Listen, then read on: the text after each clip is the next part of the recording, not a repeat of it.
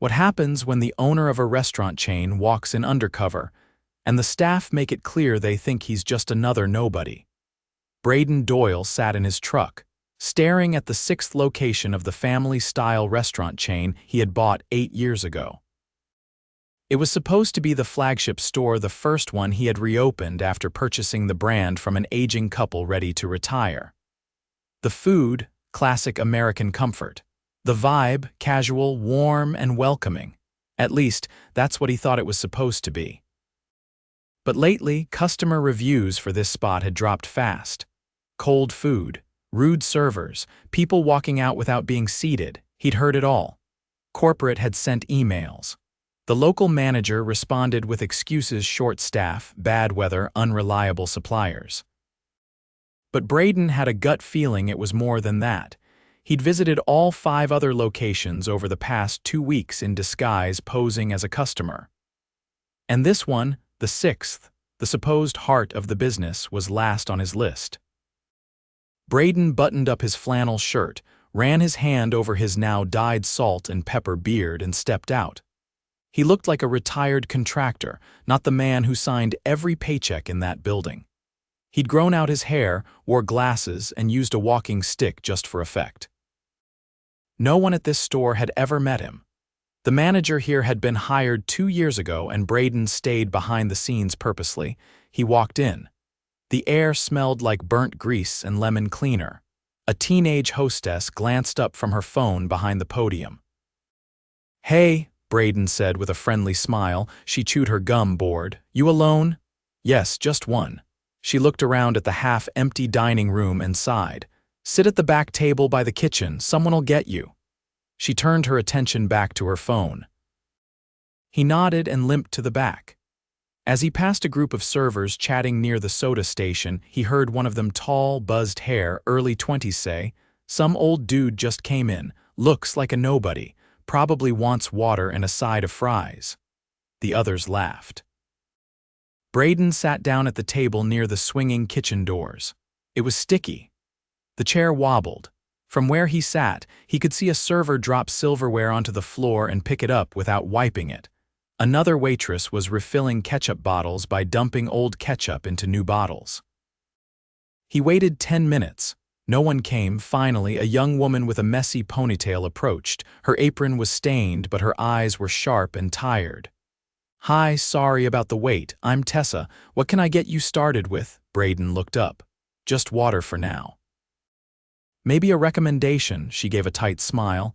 "Chicken fried steak's good if it's early. After 3, it's hit or miss. Appreciate the honesty." "Yeah, well," she sighed. "Some of us still care." Brayden nodded. "Thanks, Tessa." While she walked away, Brayden kept watching. The manager, mid-30s, slick hair, dark polo, was sitting in a booth with 2 other servers, laughing loudly. He hadn't moved once. Tessa was hustling between 5 tables alone. A different server delivered food to another table, then sat down to eat fries straight off a plate in the kitchen. Brayden's water finally came. He took a sip and nearly spit it out. Warm, no ice, slightly cloudy. "Hey, Brayden," he muttered to himself, "you've got yourself a mess." He stayed for 40 minutes. Ordered the chicken fried steak. It came cold in the middle. The gravy had a skin on top. He ate a few bites, enough to be polite, then asked for the check. Tessa brought it over fast. "Sorry again," she said, lowering her voice. "Place wasn't always like this." Brayden looked up. "You've been here long?" 4 years, he nodded. "You ever meet the owner?" she scoffed. "Nope. No one ever has. We only see the district guy sometimes. He doesn't do much." Brayden folded the receipt. "Well, maybe that'll change." As he walked out, the hostess didn't even look up. The manager was still planted in the booth. One of the servers tossed a napkin at the back of another's head. Brayden stepped outside into the fading light. He leaned against the truck door and exhaled. He had seen enough. And now, it was time to come back, not as some tired old man looking for dinner, but as the one person in that building who could change everything. Brayden returned the next morning just before opening. This time, he wasn't wearing the flannel or the walking stick. He had on a clean black jacket, jeans, and work boots. Still low profile, still unrecognizable, but different enough that no one would connect him to the man from last night. He'd arranged in advance, through a staffing agency he occasionally used for side audits, to be sent in as a dishwasher on paper, just another temporary hire covering for someone out sick. He stepped inside through the back entrance, where the kitchen staff usually came in. The back hallway smelled like sour mop water. An older man in a faded baseball cap was setting up trays in the dish pit. He glanced over. "You temporary?" the man asked. Brayden nodded. "Yeah, just for the week, I think." The man wiped his hands on a towel. "I'm Carl, been here a while." "You'll figure it out, just keep your head down. They don't really care who you are back here." Brayden followed Carl to the dish station. It was tucked behind the line, out of sight from the dining room. The floor was slick. The sink smelled like soggy bread. A crate of cracked plates sat on the floor next to the trash can. By 8:30, the kitchen was alive. Tickets started coming in. Pans clanged. Voices rose. A tall, sharp-shouldered cook named Wren barked orders with a cigarette tucked behind one ear. He never looked Brayden's way except to toss a greasy pan into the sink without warning. Each time he did, water splashed onto Brayden's chest. After 40 minutes, a girl in a red bandana rushed in with a tray of half-eaten food. "3 send-backs already," she muttered. "Cold again?" Wren didn't answer. He just scraped another patty onto the grill. Carl leaned over to Brayden.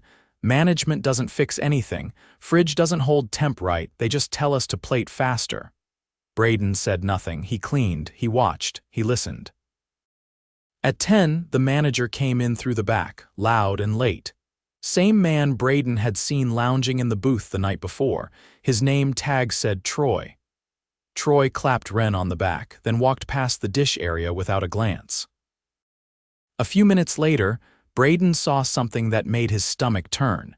Tessa appeared by the server window, holding a tray with a broken plate edge.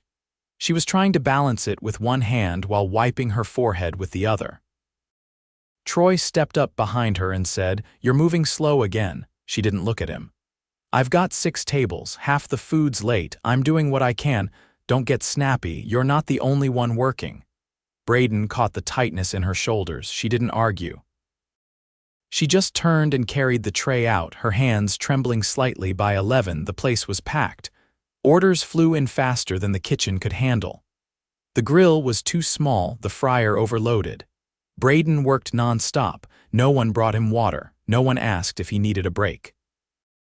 At 11:30, Brayden stepped out into the alley behind the kitchen to breathe for 60 seconds. He leaned against the wall, wiped his forehead, and heard voices through the cracked window above the prep sink. "I'm telling you," one of the servers said, "that old guy last night looked homeless." Troy replied, "Yeah, I saw him. I told Kayla to put him in the back. Those types make other guests nervous." Brayden stood still, his jaw tightened. "Should have told him we were full," Troy added. "Not worth the tip."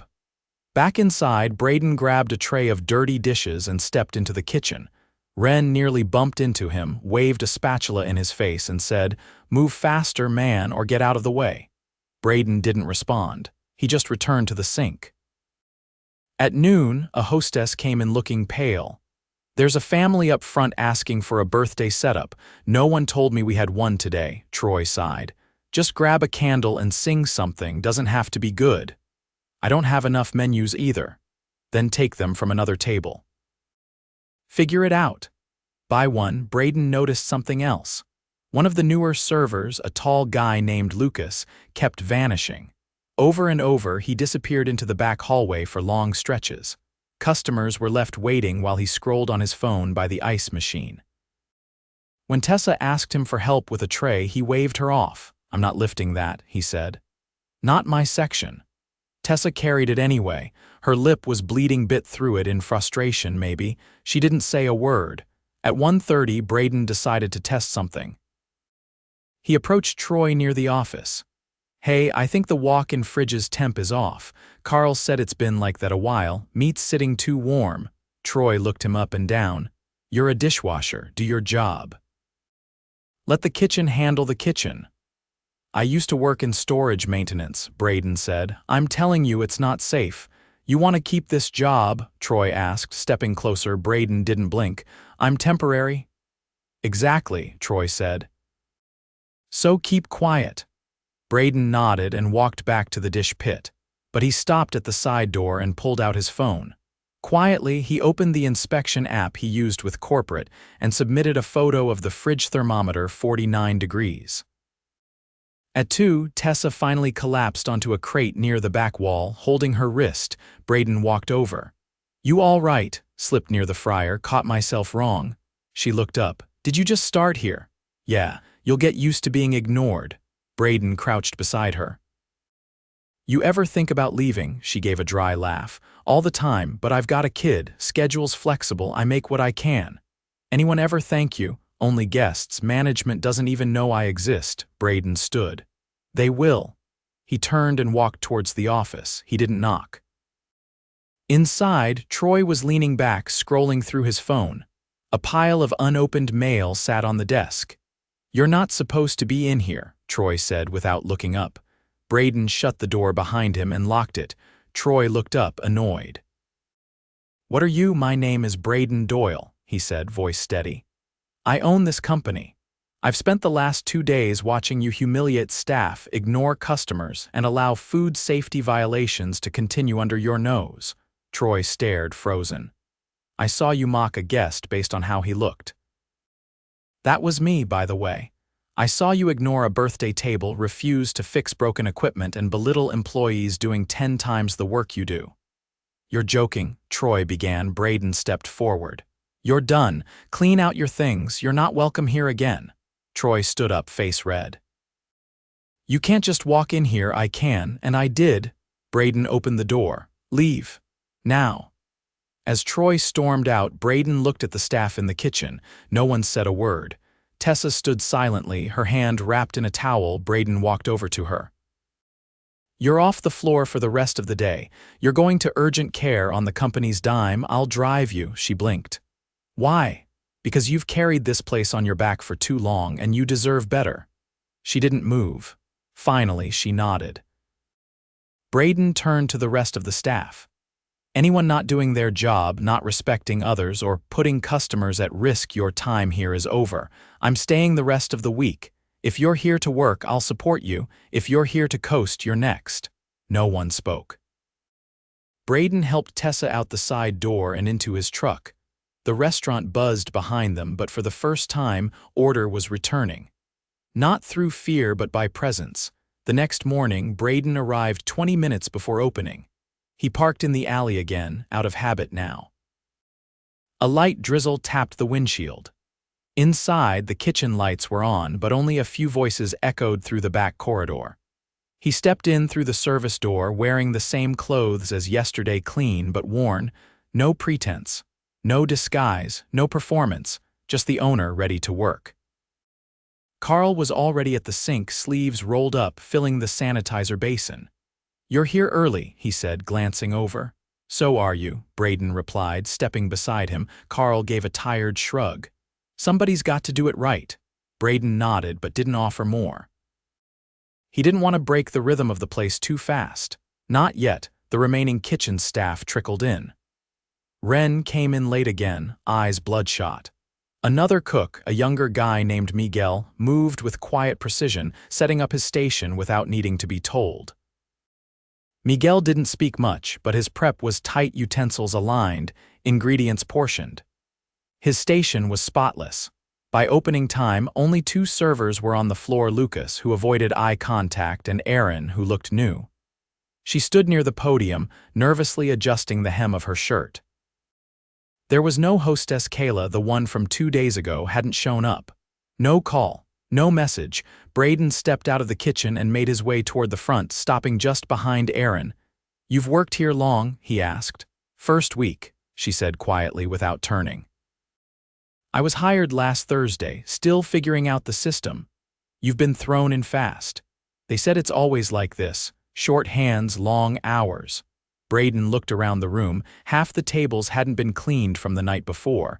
The floor had crumbs near the booths. The windows were streaked. Do you know where the cleaning supplies are? She turned to him, confused. Why? Because we need to make this place look open. Let's start with the front glass. Aaron blinked, then nodded slowly. Together, they started wiping down the entry.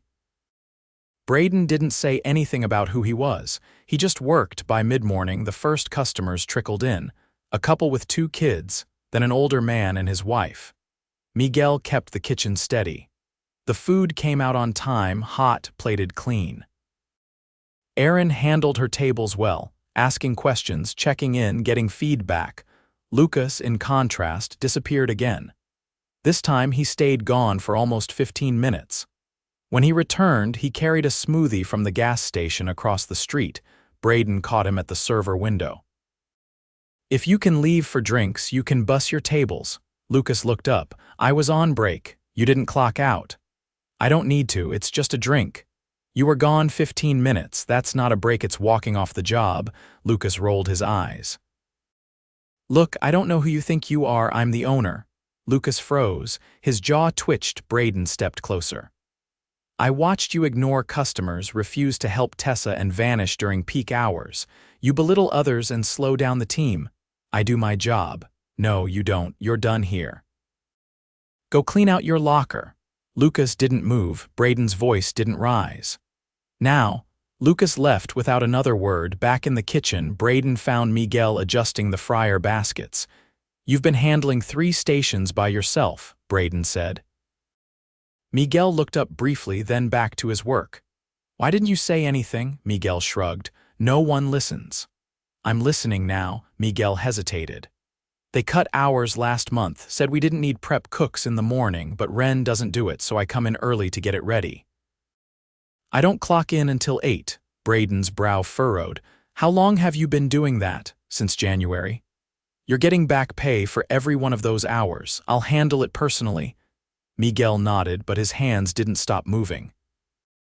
An hour later, the district manager arrived. Harper, short woman, early 40s, eyes sharp but tired. She hadn't been told Brayden was on site. She stepped through the front doors and froze when she saw him behind the counter, wiping menus. You're here, she said, stunned. I am. Harper approached slowly, her voice low. I would have come sooner if I'd known. You should have been here already, Brayden said. You've had 3 months of declining numbers and escalating complaints. What did you do about it? We sent memos. Talked to Troy. He said it was being handled. He lied, and you never followed up. Harper shifted. We've been stretched thin. I've got 8 other stores. I'm not interested in excuses. This place was falling apart, and you didn't know how bad it was. That's a failure. I didn't know the severity, that's the problem. She went quiet. Brayden gestured to the dining room. Walk with me. They moved through the restaurant slowly. He pointed out the dirty fan vents, the warped floor panel near the soda machine, the broken paper towel dispenser in the restroom. Each time, Harper winced. Did you know Miguel's been working unpaid hours for months? Her eyes widened. No, he didn't tell you. But did you ever ask? Did you ever really look? Harper's voice dropped. I didn't know where to start. You start by showing up, you walk the floor, you talk to people. You don't rely on filtered reports from lazy managers. She nodded. You're right. I'm not looking for apologies. I'm looking for leadership. I can do better. We'll see. That afternoon, Brayden gathered the remaining staff in the dining room. No speeches, just a conversation. You all saw what this place became, he said. You lived it, I didn't. They listened. That ends now. I'm not here to lecture, I'm here to fix it with your help. Carl leaned against the counter, arms folded. Aaron sat in a booth, still holding a notepad.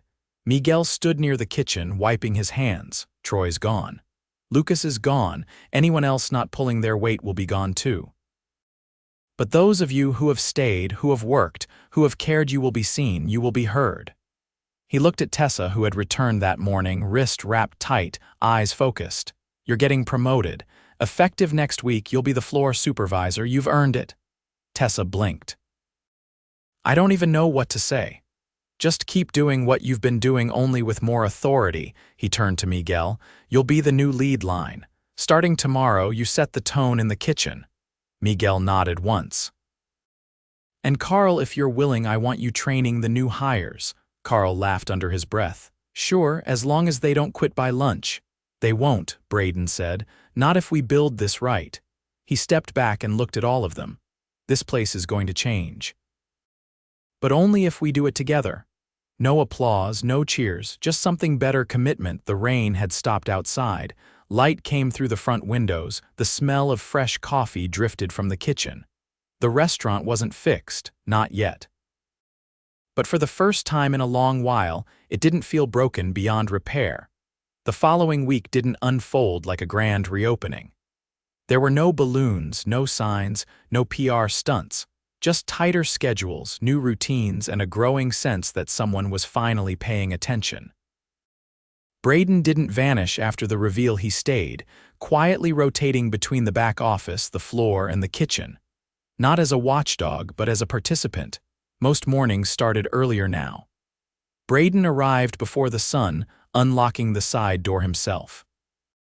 One of the first changes he implemented was a staggered prep schedule. Miguel, now officially overseeing the line, worked with Brayden to build a rotation that ensured no one was showing up unpaid. Every hour was clocked, every task assigned, every shift matched to expected volume. By Thursday, Erin had taken on more than just tables. She stayed late to help reorganize the server station, labeling drawers and building a list of missing supplies.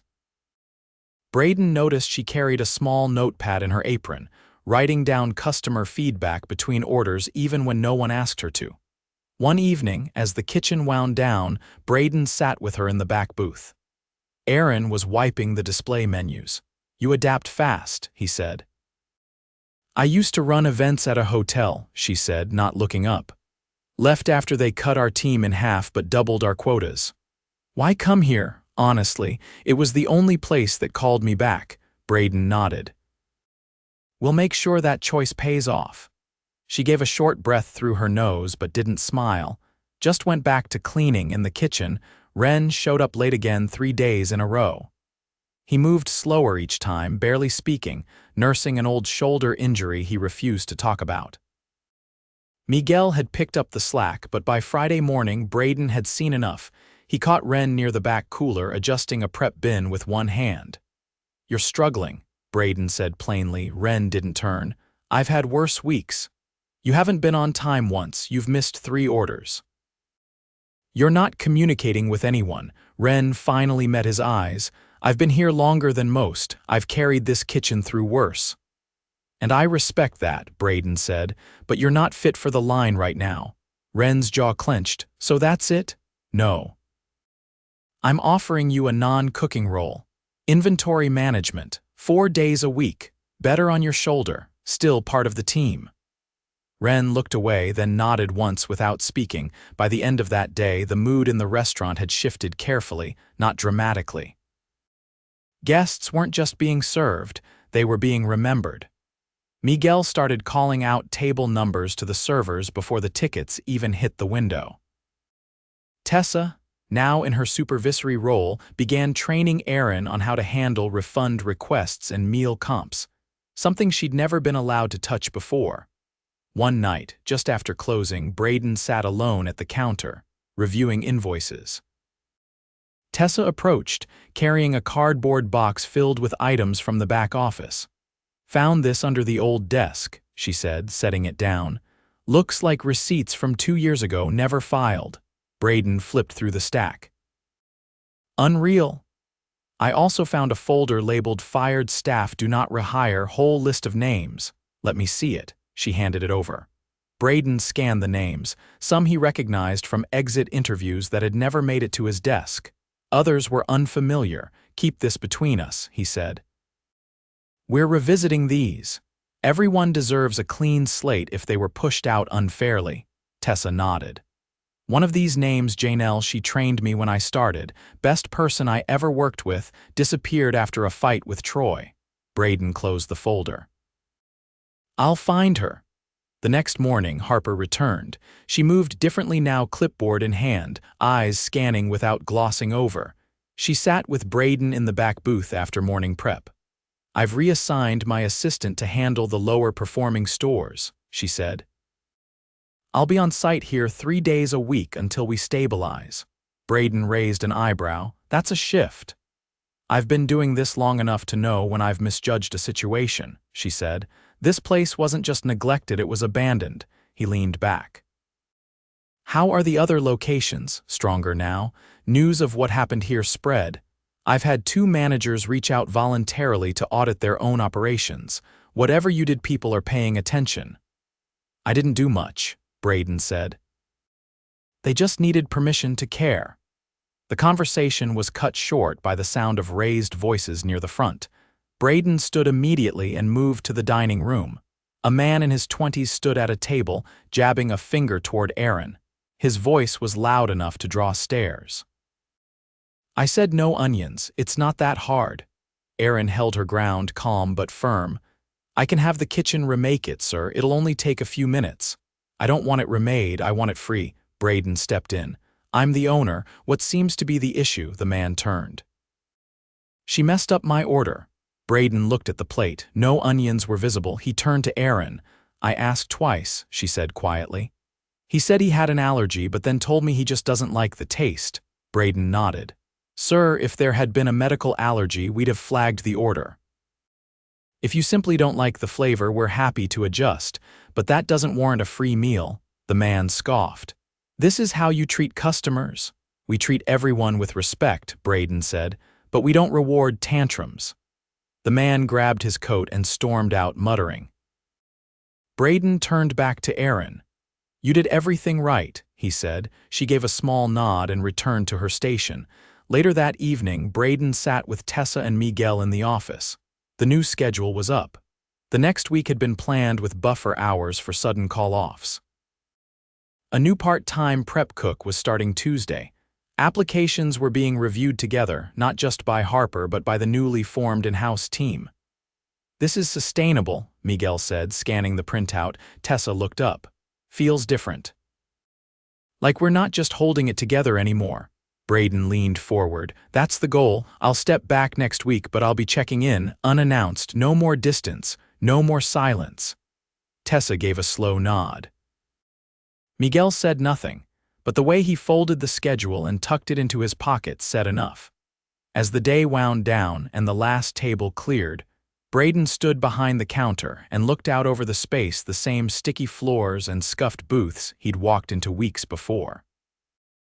But now the air felt clearer. The tension that once hung over the room like steam had lifted. The work wasn't over. Some things would take months. But the sickness, the rot that had festered under neglect and bad leadership had been exposed and removed. And in its place, something else had taken root, accountability, not just from the top down but across every shift, every station, every plate. And that, Brayden knew, was how a restaurant heals.